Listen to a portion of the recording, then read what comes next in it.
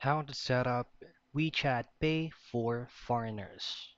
The first things first is you'll have to download the application via the Google Play Store if you're using an Android, and then on iOS Store you could also get that from there.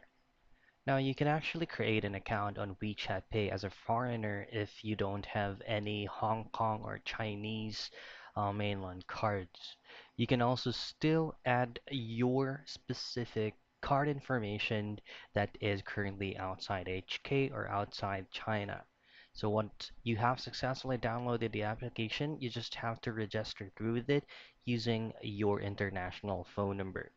Now you'll be receiving an OTP or a one-time passcode. Simply enter it there, and once you're fully logged in, you should be able to see your dashboard. From there, just go to the Services tab at the lower right portion of your screen and choose on Wallet, and by there, just simply add your card that you can use internationally. And that's it. That's how you set up WeChat Pay for foreigners.